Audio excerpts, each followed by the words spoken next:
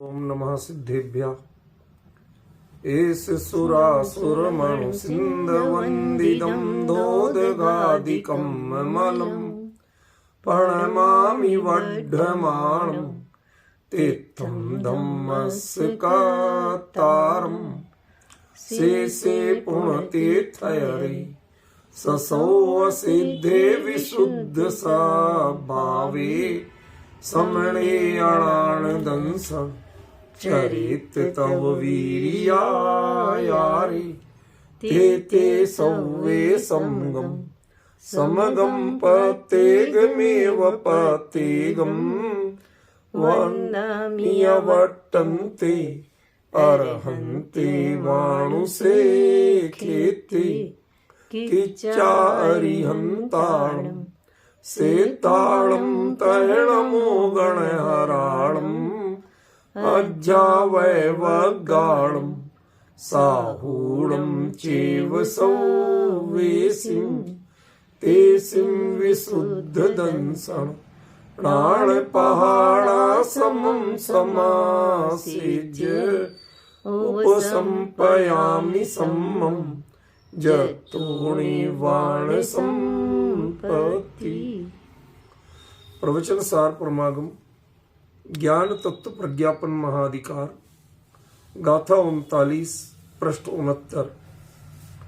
यदि पचक्षमजादम पज्जायम पल इदम चणाणस णवदिवातं नाणम दिव्यं तिहि के परुवेन्ति। इस गाथा का अन्य अर्थ तो लगभग हमारी चर्चा में आ चुका है। 3 घंटे हम चर्चा कर चुके हैं। इसमें थोड़ी सी चीज छूटी हुई है जो उस दिन भी ध्यान दिलाई थी मैंने, वो है वा और ही।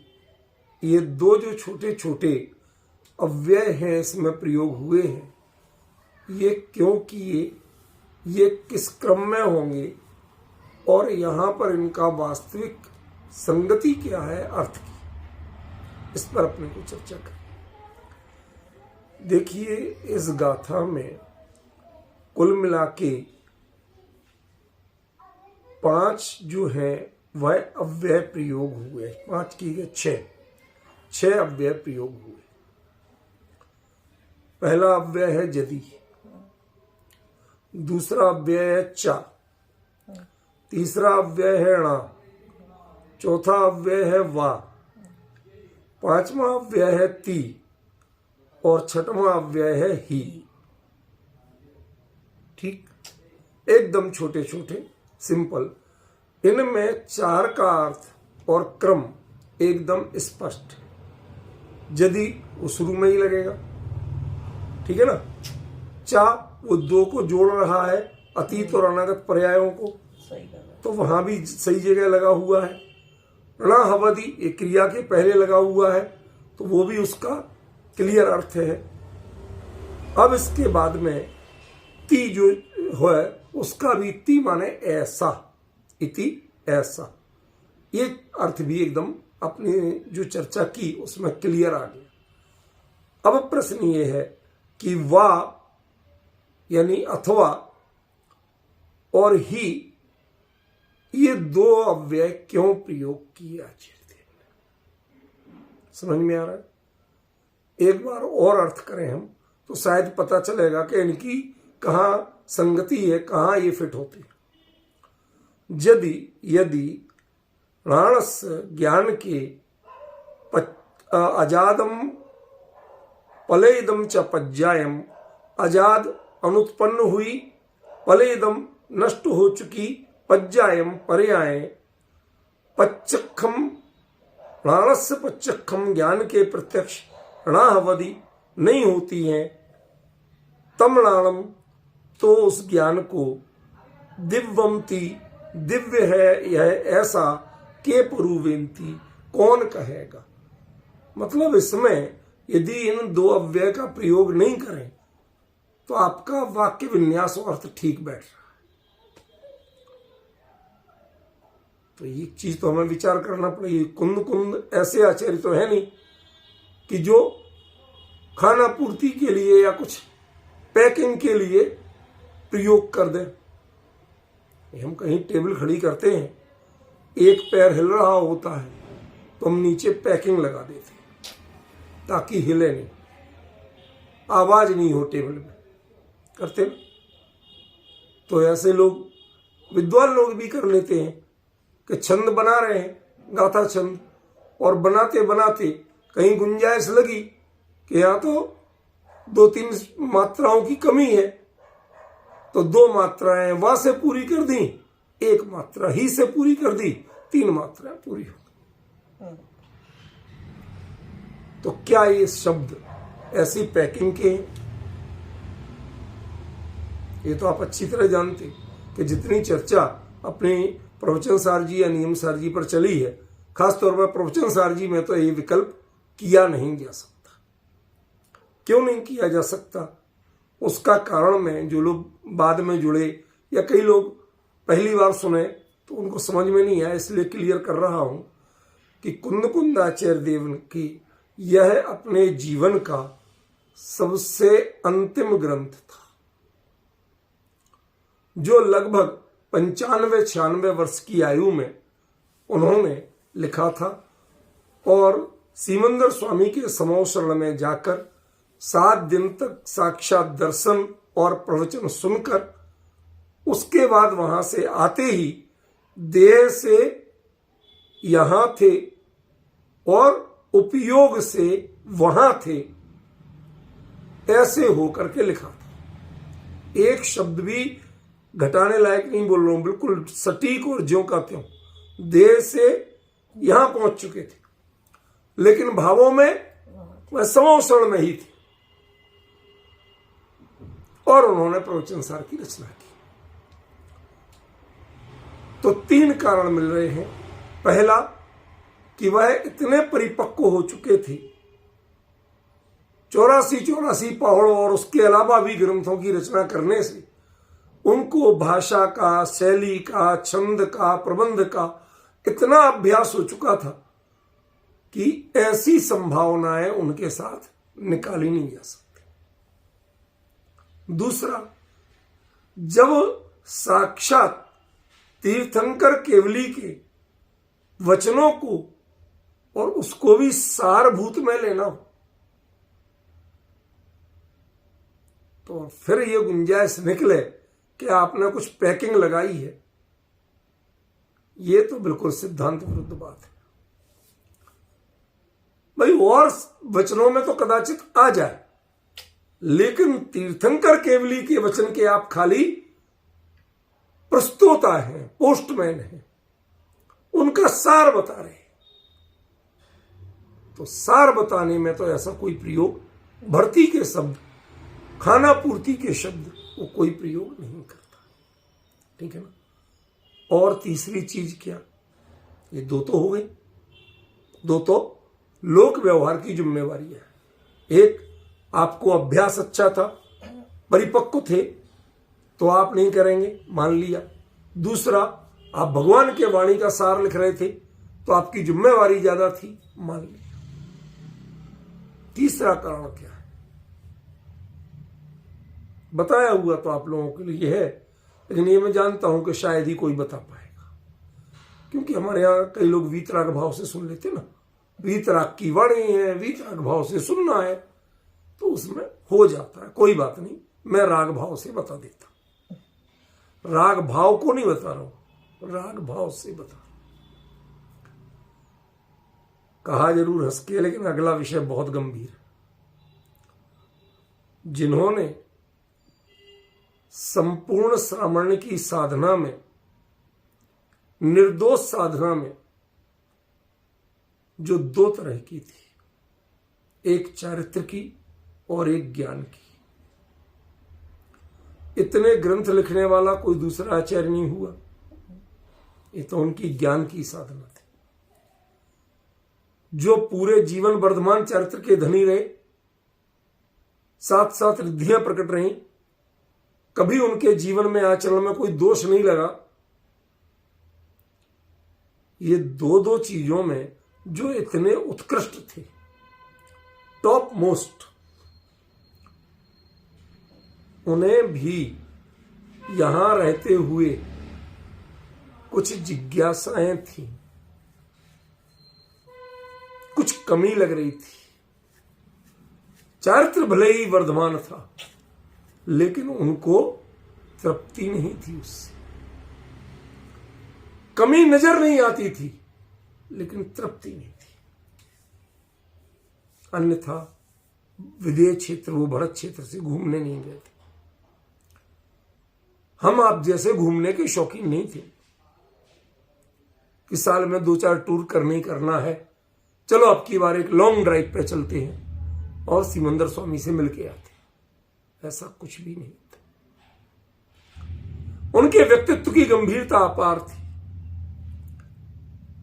वो जो जिज्ञासाएं यहां उपलब्ध संपूर्ण श्रुत ज्ञान उन्हें नहीं दे सका, जो तृप्ति वर्धमान चरित्र जैसे परिणाम भी नहीं दे सके, वो दोनों चीजों की पूर्ति वहां जाके हुई और उसके प्लस एक चीज और हुई। आज एक शब्द भी छूट ना जाए, समझ गए ना? बहुत बहुत सावधानी की, क्योंकि इन 2 शब्दों छोटे छोटे, इनका अर्थ समझने में बहुत सावधानी चाहिए। अभी तो सिर्फ मैं उसका बेस बता रहा हूं आपको। इन 2 के अतिरिक्त उन्हें 2 और बहुत बड़ी उपलब्धियां हुई थी। क्या थी वो? छायक सम्यक दर्शन की प्राप्ति। आपको कई बार बताया हुआ है, अब खुलासा नहीं करूंगा उसका, बहुत अच्छी तरह आपको बताया हुआ है। जिनको अभी जिज्ञासा हो वो पुराने रिकॉर्ड आप लोगों से लेके सुन ले, मैं अभी नहीं बताऊंगा। क्या थी? छायक सम्यक दर्शन की प्राप्ति। यह मोक्ष की साधना में एक बहुत बड़ा माइलस्टोन है।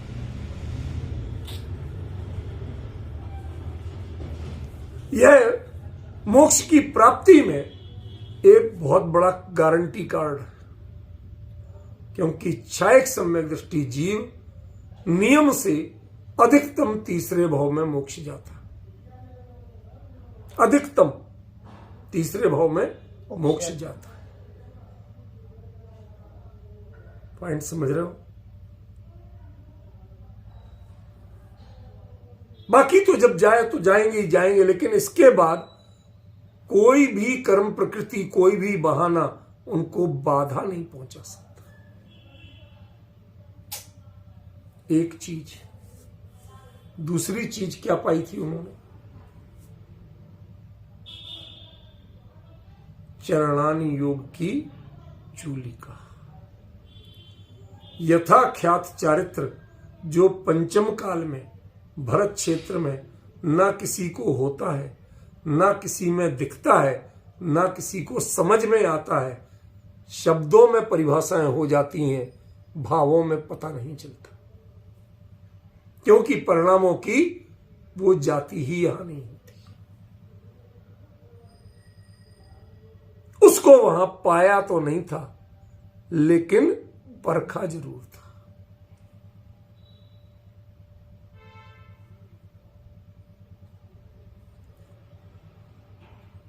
क्या कहा?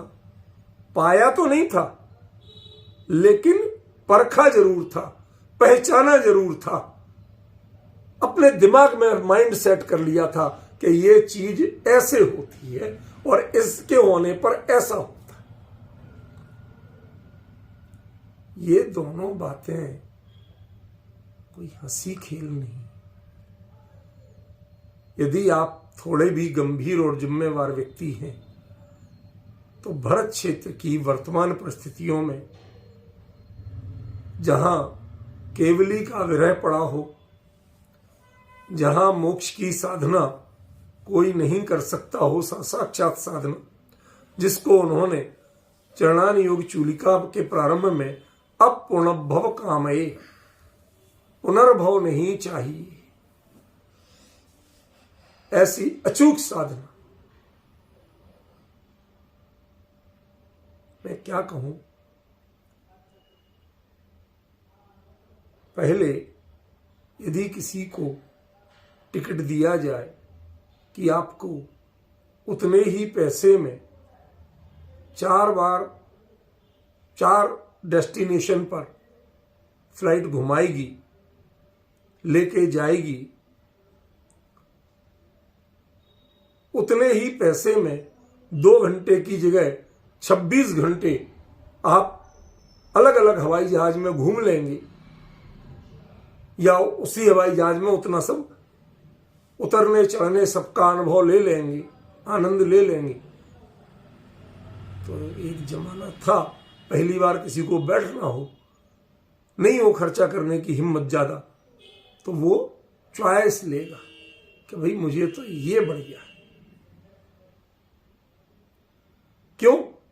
अरे पैसा उतने की उतने लग रहे, एक बार यहां से उड़े वहां उतर गए, बस खत्म। अब कम से कम आप 4 जगह चढ़ोगे, उतरोगे, 4 बार आपको खाना पीना सर्व होगा, 4 बार आपकी सेवा खातिर होगी, 4 जगह के एयरपोर्ट दिखेंगे, वहां का एयर ट्रैफिक दिखेगा।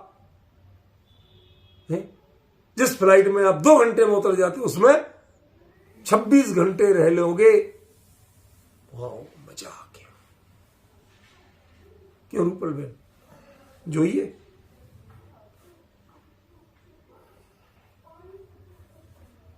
किसे आकर्षण है? काहे का एरोप्लेन? क्यों बैठना चाहता है? यहां तो धगस लगी है, तड़प लगी है कि कब अपनी मंजिल पे पहुंचे। समझ रहे हो? ये फीलिंग किसको जगेगी? जिससे एरोप्लेन का कोई मोह नहीं हो, आकर्षण नहीं हो, जिसके पास ऐसा फालतू समय नहीं हो, जिसको उसमें बैठने की कीमत नहीं हो, और जिसको अलग अलग डेस्टिनेशन और एयरपोर्ट देखने की मन में व्याकुलता नहीं। वो जीव तो ये चाहता है कि तुम्हारे जो 2 घंटे लगते हैं ना, ये भी कम लग जाएं, मुझे तो वहां पहुंचना।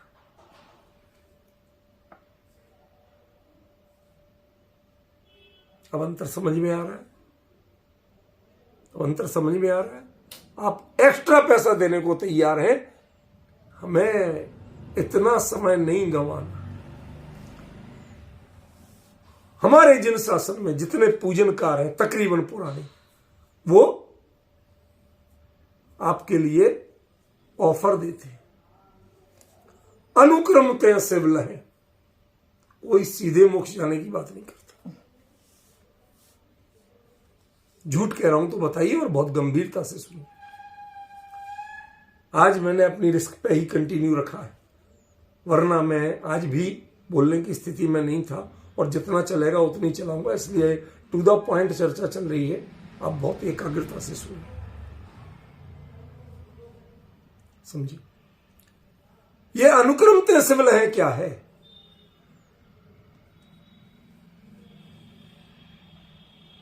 चक्री इंद्र पद पाए के अनुक्रम तय सिविल है। कभी चक्रवर्ती हो जाओगे एक भाव में इंद्र हो जाओगे, अहमिंद्र हो जाओगे, फिर इत्मीनान से चले जाएंगे। काहे की जल्दी मची? क्या लगता है कितना ठल्ला आदमी, कितनी फुर्सत पड़ी इसको अपने लक्ष्य को पाने की। इसको जरूरत ही नहीं है कायदे से। तो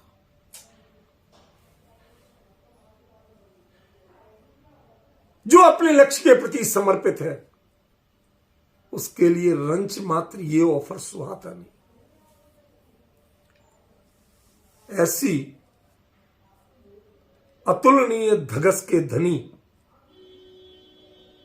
अतुलनीय धगस के धनी, एक एक शब्द को ध्यान रखना। आज आचार्य कुंद थे जिन्होंने लिख दिया कि मैं उस फ्लाइट का इंतजार कर रहा हूं जो दूसरी बार नहीं लेना पड़े, जो कहीं उतरे नहीं, जो कहीं मेरा वक्त बर्बाद ना करे, जो सीधी मेरे लक्ष्य पे जाके ही लैंड करे। अपूर्ण भव काम है। और जब ये कामना थी, ये भावना थी, तब उन्होंने वो 2 योग्यताएं विशेष प्राप्त की जो इसकी गारंटी देती। समझ रहे हो आप? जो इसकी गारंटी देती।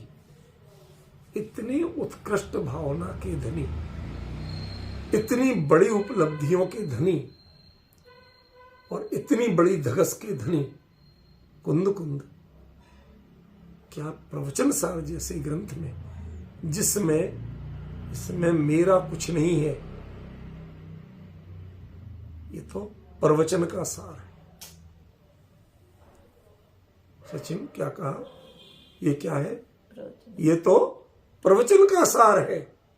प्रवचन माने एकमात्र अर्थ होता है दिव्य ध्वनि। आजकल इतना इसका विकृत रूप किया गया कि जो चल रहा वही प्रवचन, जिसके देखो उसी के प्रवचन। कोई को विवेक नहीं, किसी को भय नहीं है, खेद नहीं है। इसी चक्कर में लोगों ने देशना कहना शुरू कर दिया। आम लोगों की देशना, ना देशना आम लोगों की हो छदमस्तों की होती है, न प्रवचन छदमस्तों की होती है। आपकी तो मात्र धर्म चर्चा, तत्व चर्चा कहलाती है। इसके अलावा दूसरा शब्द प्रवचन या देशना जैसा शब्द प्रयोग करना, ये जिनवाणी के प्रति, जिन शासन के प्रति जघन्य अपराध है।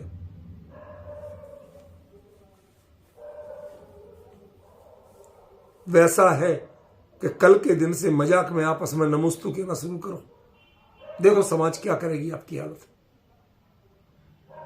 यदि आपको आपस में शिष्टाचार में नमोस्तु कहलाने पे आपको आपत्ति है, तो हमें आपकी चर्चा को प्रवचन कहने पे आपत्ति। वही अंतर है इसमें। जैसे वो एक टाइप्ड है, वो मुनिराजों के अलावा किसी को नहीं बोला जा सकता, इसी प्रकार ये भी टाइप्ड है। ये तीर्थंकर के मंगल वचनों के अलावा अन्य किसी को यह संज्ञा नहीं दी जा सकती। उनके मंगल वचनों को जो सार, जो खुद ही परम और उत्तम के रूप में होते हैं, झूठ नहीं कह रहा हूं, झूठ नहीं कह रहा हूं, आप रोज बोलते हो परम और उत्तम। केवली प्रणतम धम्मो मंगलम, केवली प्रणतो धम्मो लोकोत्तमो, केवली प्रणतम धम्मम शरणम पवज्जामि। कौन बोल रहा है, आप या मैं? बोलते हो कि नहीं बोलते हो? तो जिस केवली के वचन मंगल उत्तम और सरल है, उन केवली के वचनों के लिए आप क्या कल्पना कर सकते हैं कि इसमें एक मात्रा, एक अक्षर भी बढ़ाया घटा लेंगे, पैकिंग का डाल देंगे? यदि ऐसा नहीं है तो लोगों को, मैंने कई लोगों के पढ़ लिए, देख लिए, सुन लिए, किसी ने इनका स्पष्टीकरण ही नहीं किया कि आचार्य देव ने यहां वाह क्यों दिया, ही क्यों दिया। सामान्य तौर पर वाक्य का अर्थ पूरा हो रहा।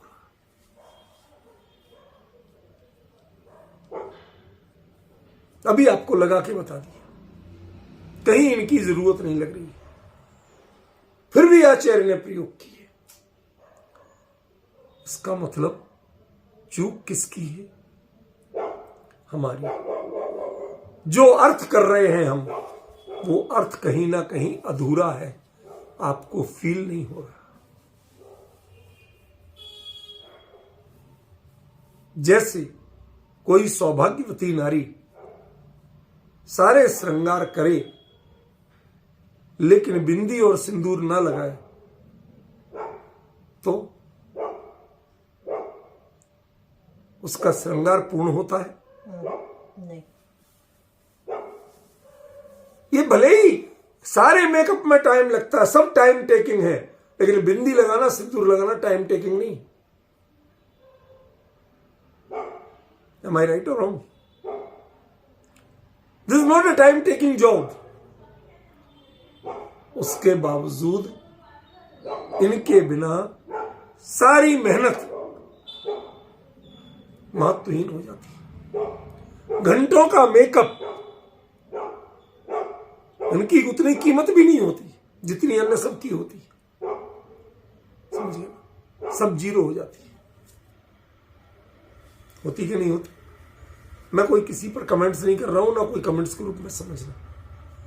मैं अपने चर्चा को स्पष्ट करने के लिए एक सरल सा और भारतीय संस्कृति का प्रचलित दृष्टांत दे रहा हूं। कहीं कोई इधर उधर अर्थ मत लगाना। सुनो, बात छोटी सी होती है, चुटकी भर सिंदूर और एक इतनी सी बिंदी, दोनों के लगाने में 1 मिनट भी पूरा नहीं लगता। लेकिन उन दोनों का जो अर्थ होता है वो क्या बाकी सारे मेकअप का होता है?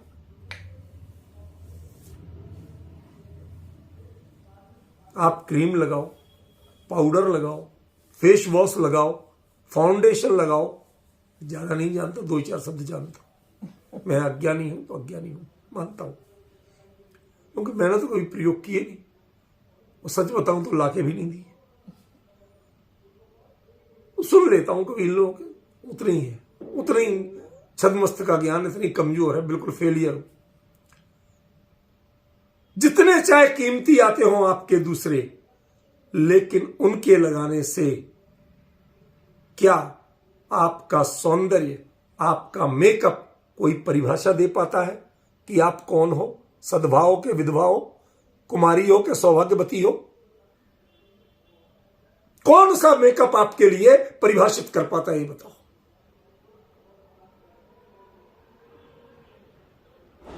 जो क्षण भर का है वो पूरी व्याख्या दे जाता है, और जो घंटों का है वो खर्चा भी कराता है, साधन भी ज्यादा लेता है, समय भी लेता है, लेकिन वह कोई परिभाषा नहीं दे पाता, कोई परिचय नहीं दे पाता, कोई आइडेंटिफिकेशन नहीं दे पाता। समझ रहे हो? आज इस गाथा में ये दोनों शब्द ऐसे ही सिद्ध होने वाले। समझ रहे हो?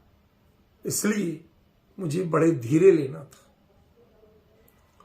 टेक्निकली जो शारीरिक स्थिति है उसमें आज की चर्चा नहीं होना थी। अकॉर्डिंग टू डॉक्टर मुझे नहीं बोलना था, पर मेरा मन ही नहीं मान रहा था कि मैं चर्चा से दूर रहूं। मैंने यूनिवर्सिटी में ही बैठे बैठे लिख दिया। नॉर्मली मैं शाम को ही सूचित करता हूं। मैंने कहा लोगों को पता चले, उनकी आकुलता नहीं हो।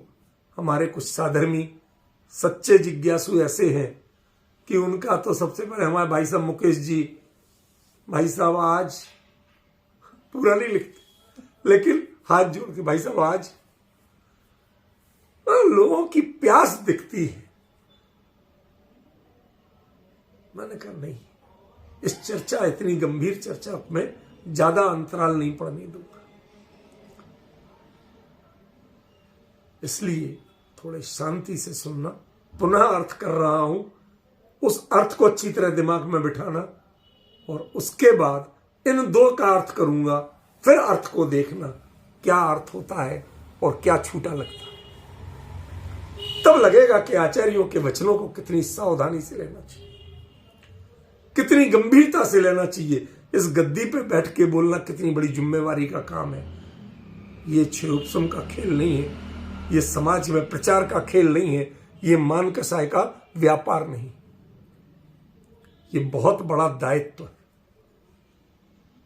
समझ में आया? देखिए फिर से अर्थ करता हूं। यदि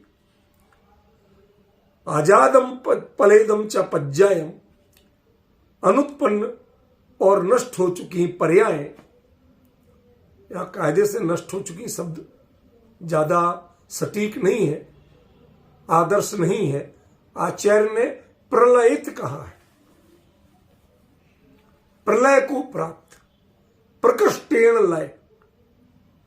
अब वहां लय शब्द का अर्थ लीनता है, लय शब्द का अर्थ विनाश नहीं। अन्य लोगों में एक शब्द चलता है, अन्यमतियों में, आपने कभी सुना हो, सचिन बहुत पढ़ता रहता है, पढ़ा हो भाई तो बताना, अपने पिताजी को दिवंगत और सब लिखने के वो कहते ब्रह्मलीन। अन्यमतियों में आप कभी पढ़े, वो क्या लिखते, ब्रह्मलीन। उसमें ब्रह्म में लय को प्राप्त, वो उसको नष्ट नहीं कहते, मरा नहीं कहते, गया गुजरा नहीं कहते, वो यहां नहीं है लेकिन वहां उनकी सत्ता है।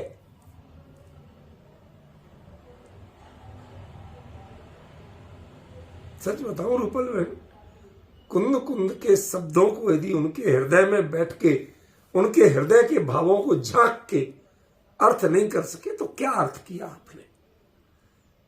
ये क्षयोपशम और पंडिताई का खेल नहीं है, साक्षात केवली परमात्मा के वचनों का सार है। इसको तुम क्षयोपशम में पंडिताई में लोगे तो आप खुद ही अपराध कर रहे हो। क्या बोलते हो आप, क्या करते हो, आपको भाव में जिम्मेवारी नहीं लगती कि हम किसका अर्थ कर रहे हैं। हु इज हियर,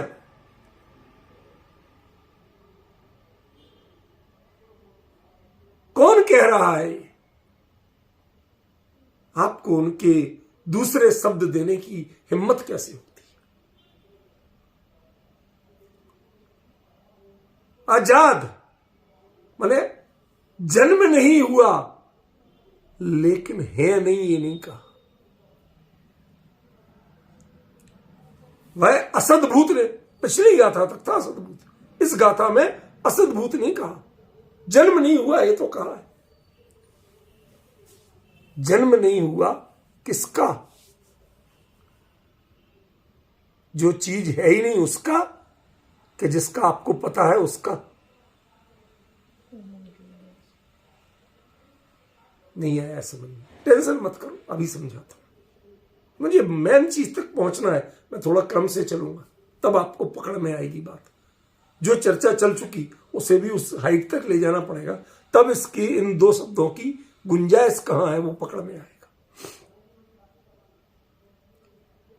एक व्यक्ति महाभारत में भीम का पार्ट करता था, ठीक है। अब होना थी रामलीला, रावण बीमार पड़ गया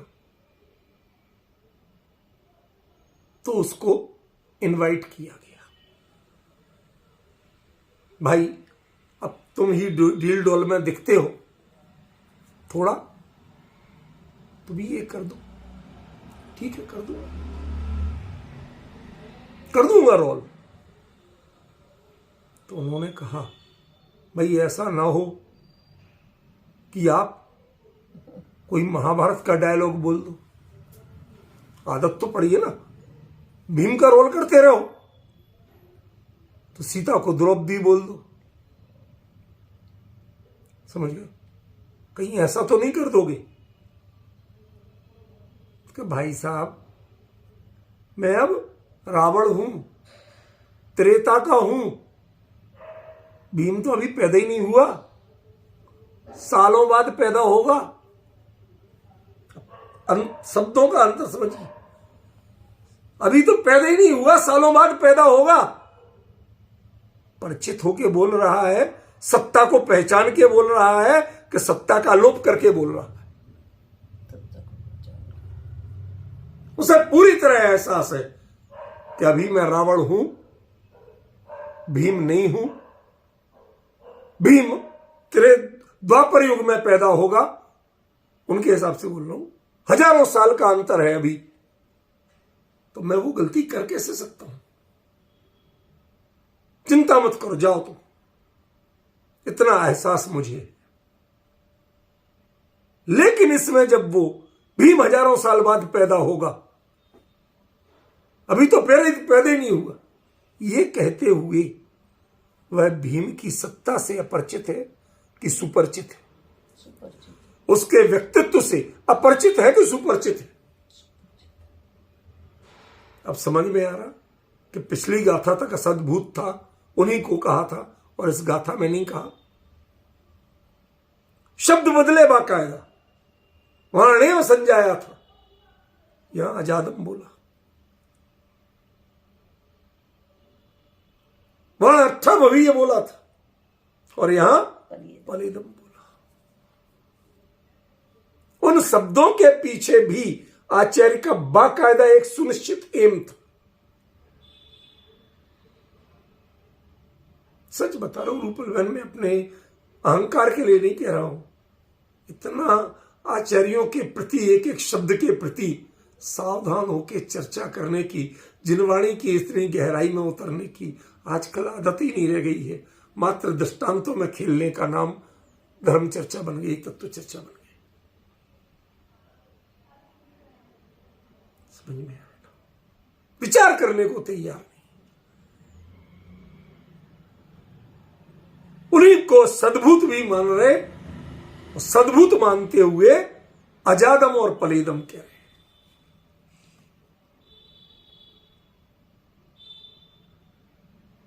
तो अजादम पलेदम च पज्जायम णाणस्य पच्चखम णाहवधि। ज्ञान की प्रत्यक्ष नहीं होती है, यदि तो है ही, तो इसके बाद तो शब्द आना चाहिए था। यदि के बाद तो फिर ये आना चाहिए था। ठीक है ना? वो तो आचार्य ने दिया नहीं, दिया। तो के लिए कोई अर्थ है, कोई शब्द है, फिर के लिए कोई शब्द है नहीं, सीधा क्या दे दिया? वा अथवा, वा विकल्प, ऑप्शन।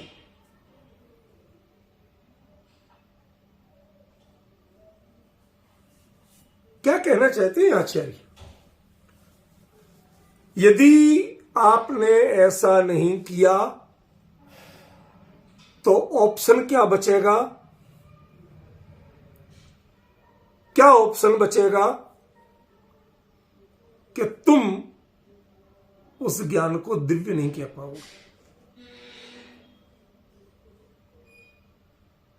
मुकेश जी भाई साहब, इसके लिए मैं एक ऐसा दृष्टांत दे रहा हूं, पकड़ पाओ तो आपको हिला के रख देगा, झंझोड़ के।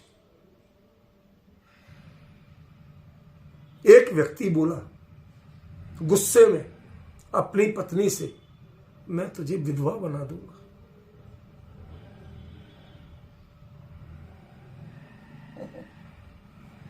तुझे पता है क्या कह रहा है? इसके लिए तुझे क्या करना पड़ेगा? एहसास है?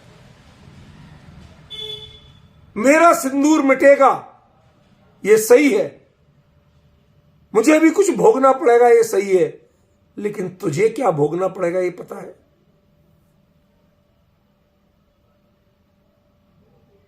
ये वाह माने विकल्प है। यदि तुमने ऐसा किया तो ये होगा।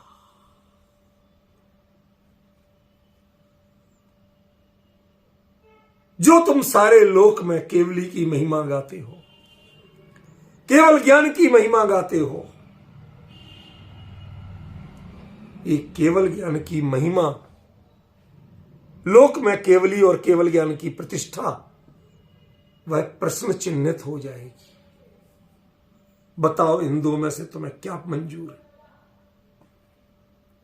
केवली के ज्ञान में प्रलयित और अजात पर्यायों का प्रत्यक्षपना मंजूर है, या केवली और केवल ज्ञान की लोक में जितनी प्रतिष्ठा है, जितनी गरिमा है,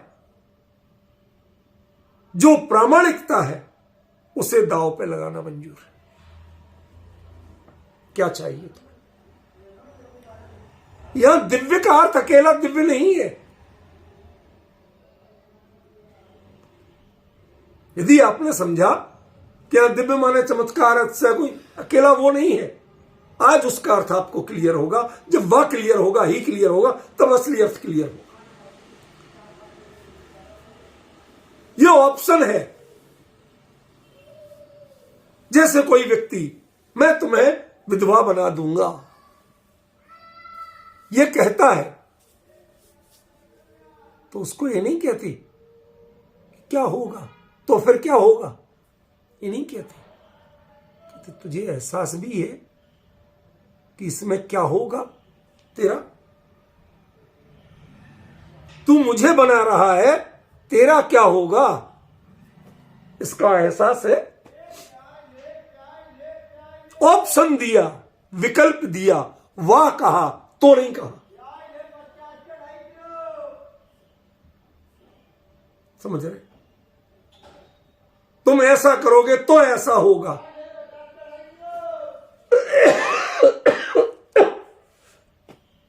समझे कुछ?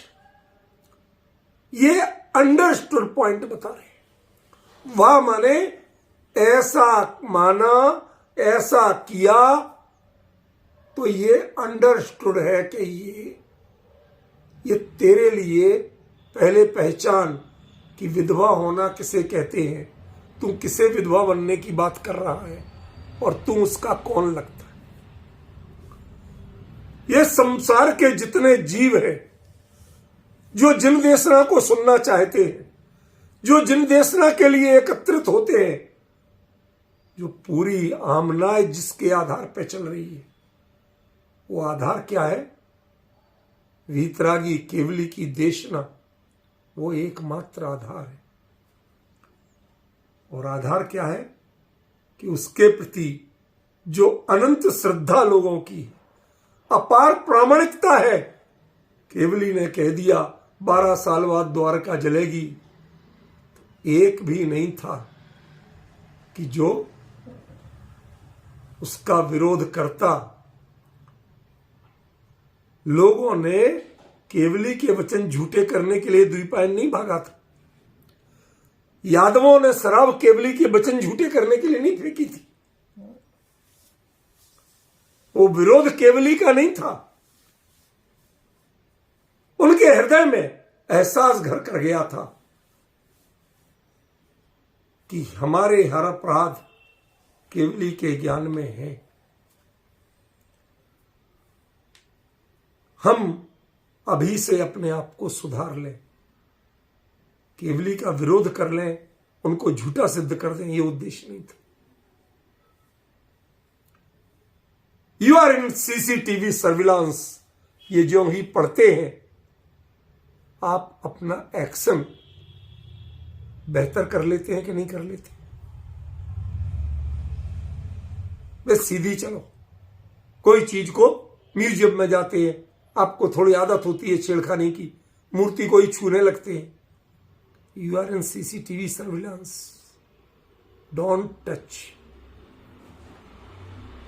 You only see, you can't touch.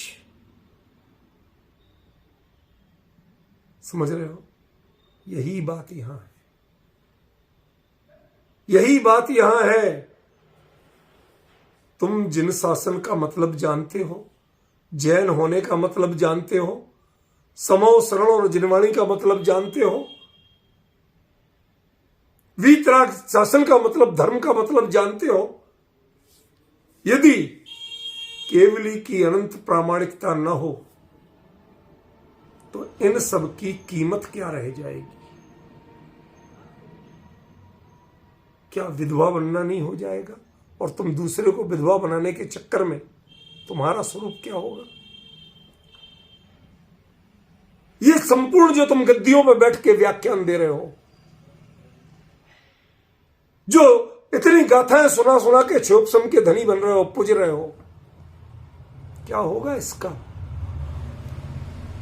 जो पूजा पाठ प्रतिष्ठा, इतने भव्य जिनालय बनाना, तीर्थ वंदनाएं कराना, कण कण को जिसको इतना पावन कहना, ये जो कुछ कर रहे हो, इस सब का होगा क्या यदि एक केवली की दिव्यता खत्म हो जाए? उसकी परम प्रामाणिकता खत्म हो जाए, तो तुम्हें अपना सोचा है कि तुम्हारा क्या होगा? Where will you stand? कहां जाके खड़े होगे? कोई जगह मिलेगी आपको? कौन सी गाथा सुनाओगे? क्यों? हर गाथा के पीछे प्रामाणिकता केवली की। किस तीर्थ पे जाओगे? हर तीर्थ के पीछे प्रामाणिकता केवली की। कौन सा धर्म पालोगे? हर धर्म के पीछे प्रामाणिकता केवली की। यह केवली की दिव्यता है, यह उस ज्ञान की दिव्यता है कि तुम सबकी जिंदगी चल रही है, नौकरी चल रही है, धंधा चल रहा। मैं धंधा सब क्षमा करना, खोटे अर्थ में नहीं कह रहा। धंधा माने कार्य, व्यापार, बिजनेस के अर्थ में, व्यापार, फंक्शन, उस अर्थ में कह रहा हूं। ये जो चल रहा है ना, ये क्यों चल रहा है? कि जब तक केवली की प्रामाणिकता बची हुई है, उसी दिन तक चल रहा है।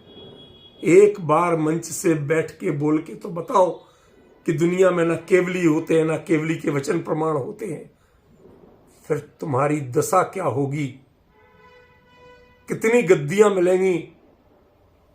दो तरह की गद्दियां होती हैं, एक जिनवाणी की गद्दी होती है और एक ये भी गद्दी होती है।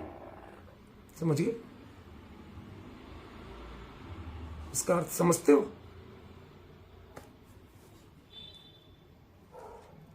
समझ गए? जो देखेंगे वो समझेंगे, सुनने वालों को समझ में नहीं आया। इसको संस्कृत में व्यंग में कहते हैं अर्धचंद्रम दत्वा। अगले को अर्धचंद्र दो, ये आधे चंद्रमा के समान होता है कि नहीं? अर्धचंद्रम दत्वा, भेजो इसको अर्धचंद्र देके, मतलब गर्दन पकड़ के भेजो इसको, निकालो बाहर। कैसे घुसाई? ये गद्दी पे बैठा कैसे? कि जिससे केवली की प्रामाणिकता, केवल ज्ञान की प्रामाणिकता, उसकी सर्वोपरिता, इसका ही श्रद्धान नहीं है, तो जो बोलने का अधिकार किसने दिया जिन शासन में?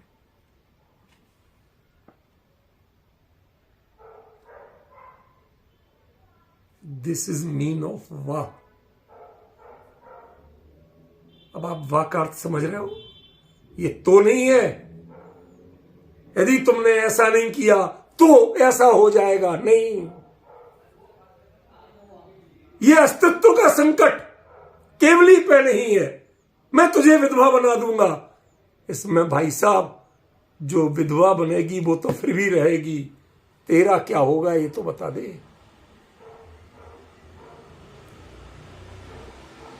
केवली के ज्ञान में अतीत अनागत की पर्याय आएंगी या नहीं आएंगी, ये तो बाद की बात है। तुम्हारी पंडिताई का क्या होगा, शास्त्र व्याख्यान का क्या होगा, धर्म तीर्थों का क्या होगा, जिनालयों का क्या होगा, पूरा जो सेटअप आपने बना रखा है, क्या ये तुम कहीं स्टैंड कर पाओगे?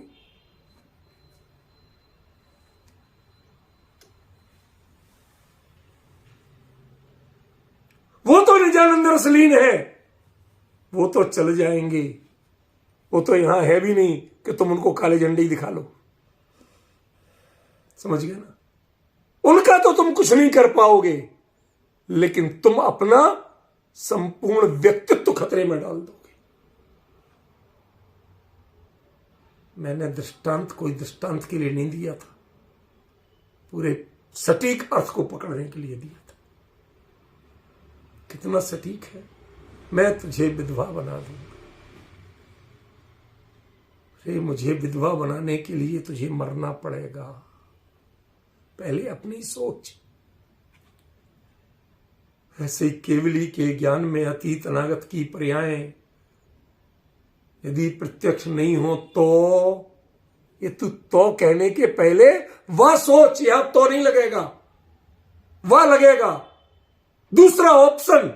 और वो ऑप्शन है कि तुम्हारी जितने जो चर्चा, धर्म चर्चा, विकल्प, जो कुछ भी ऑप्शन चल रहे हैं, फंक्शन चल रहे हैं, इन सब का क्या होगा ये तो बता पहले। क्योंकि संपूर्ण जिन शासन, संपूर्ण गुणस्थान प्रक्रिया संपूर्ण पूजा अर्चना, संपूर्ण धर्म विधियां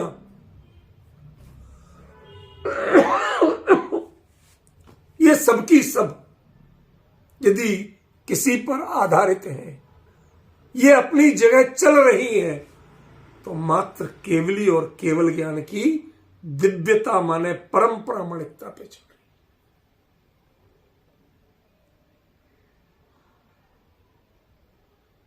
रही। एक अकेला शब्द है रूपल बहन, वाह। अब यदि ये वाह का अर्थ नहीं होता तो बिंदी तो गई थी।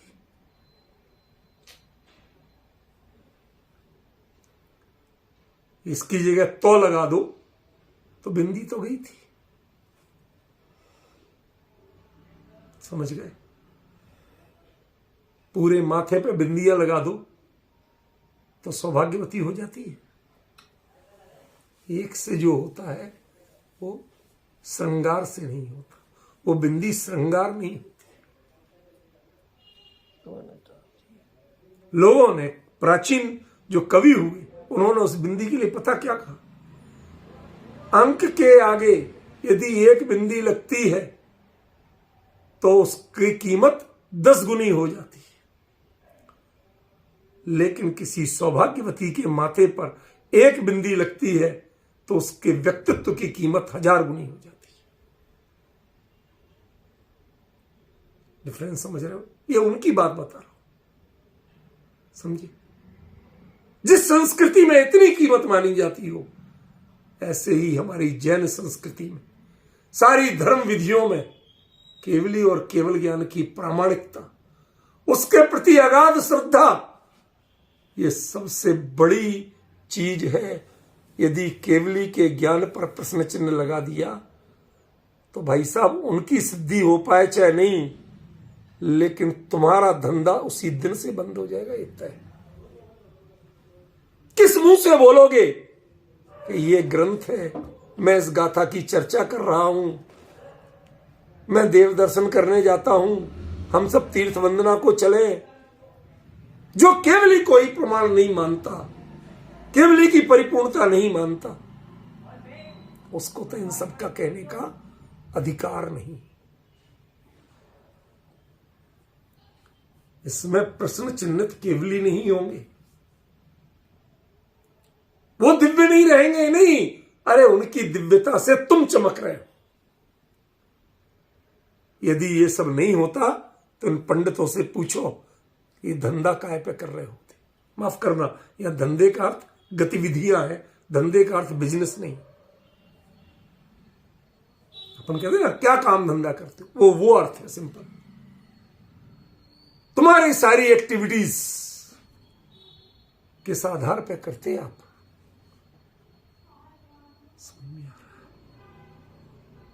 कई लोगों को हमने देखा जो केवली के आधार पर, जिनवाणी के आधार पर पूरे जीवन में पुज रहे हैं, उन्हें केवली का दर्शन ढंग से करते नहीं देखा। ईमानदारी से कह रहा हूं, जिनवाणी की गद्दी पे, इससे अधिक कुछ नहीं बताऊंगा। कभी दर्शन करते ढंग से नहीं देखा, और चीज तो बहुत दूर की बात। इससे क्या हो जाएगा? जीवन में वो जरूरी है, वह दिन का पहला मांगलिक कार्य है। ऐसा श्रद्धान जिनके जीवन में नहीं देखा, वो सबसे बड़े विद्वान के रूप में पूजते हैं। हमें वहां पर बड़ा ये गाथा याद आती है, दिव्यम ती के प्रभु। तुम कैसे चल रहे हो जब तुम्हारी नजर में केवली और केवल ज्ञान नहीं चले? तो तुम कैसे चल रहे हो? तुम कैसे खड़े हो यहां पर?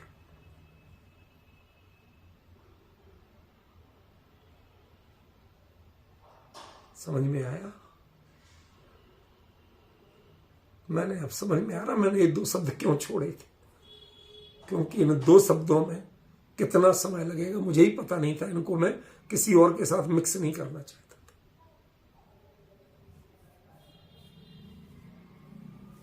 उसको दिव्य कौन कहेगा ये समस्या नहीं है। उसके आलो साहब मैं सूर्य को डुबो दूंगा, भले आदमी तुम धरती पे चलेगा कैसे? जितनी लाइट है सब चांद की चांदनी में चल लूंगा। चांद के पास कौन सा अपना पावर हाउस है? वो तो सूर्य की रोशनी से को रिफ्लेक्ट करता है खाली, उससे चमकता है। जिस दिन वो नहीं होगा उस दिन ना कोई ग्रह नक्षत्र तारा किसी में अपनी चमक नहीं होगी, क्योंकि इनकी ओरिजिनल चमक है ही नहीं। इनका जितना है वो रिफ्लेक्शन है, चमक है तो एक में। बहुत गजब दृष्टांत आ गया आपने, मुझे पता नहीं था कि मैं बोलूं। जो ओरिजिनल है वो तो एक है, एक के कारण, एक के प्रकाश से, एक के प्रताप से अनेकों चमकते। एक केवली की दिव्यता में, उनकी परम प्रामाणिकता में न जाने कितने लोग कितने वर्षों से चमक रहे हैं, अपने आप को चमका रहे हैं और चमकाते रहेंगे। ध्यान रखना, उनके प्रति शंका मत कर लेना, उनकी गरिमा पर प्रश्न चिन्ह मत लगा देना। वरना, यहां वरना शब्द है सही, विकल्प है। वरना वो दिव्य तो है, उनकी दिव्यता को कोई नष्ट नहीं कर सकता, लेकिन तुम्हारी दिव्यता का क्या होगा ये बताओ। तुम्हारे धंधों का क्या होगा ये बताओ। तुम्हारी संस्थाओं का क्या होगा ये बताओ। तुम्हारी पुस्तकों का क्या होगा ये बताओ। तुम्हारे व्याख्यानों का क्या होगा ये बताओ। कभी सोचा है इनकी ये कैसे चलेंगे, किसके बल पे चलेंगे? ये जितनी चमक तुम्हारी है, ये चमक उनकी है, तुम्हारी नहीं। उनके व्यक्तित्व की परिपूर्णता में तुम्हारे अस्तित्व की सिद्धि होती है।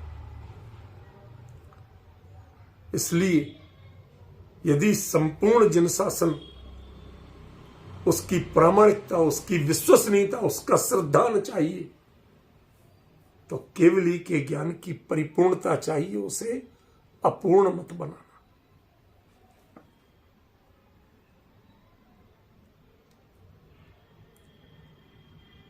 वो ब्रह्मलीन हो, चाहे आगे होने वाली हो, केवली के ज्ञान में शंका मत करना। उसके पास सब कुछ विद्यमान है, वर्तमान है, विद्यमान नहीं, वर्तमान। जब वट्टनते में मैंने इसका बहुत अर्थ किया था, अब नहीं करूंगा। समझ में आ रहा? अब नहीं करूंगा। क्षमा करना, आज ही नहीं हो पाएगा, आज तो खाली वाह हुआ। लेकिन इसकी जो गहराई है, उसकी फीलिंग आपको शायद रात को सोने ना दे। कभी कहीं और वाह पढ़ लोगे तो कहेंगे इसका अर्थ भी कहीं वैसे ही तो नहीं, जिसको आप अच्छा ठीक है अथवा इग्नोर करते थे, अब कभी इग्नोर करने की हिम्मत नहीं होगी। और दूसरा कोई विद्वान यदि इसका कुछ तो अर्थ करता होगा तो आपको कभी लगेगा नहीं कैसे कुछ आता, क्योंकि आपने वो गहराई देख ली है। इसमें मैं कुछ नहीं हूं, मेरी महिमा मत करना। ये महिमा है कुंद कुंद की, ये महिमा है जिन शासन की। समझ में? यदि अजादम पलेदम च पज्जायम नाणस्य पच्चखम ना होंती,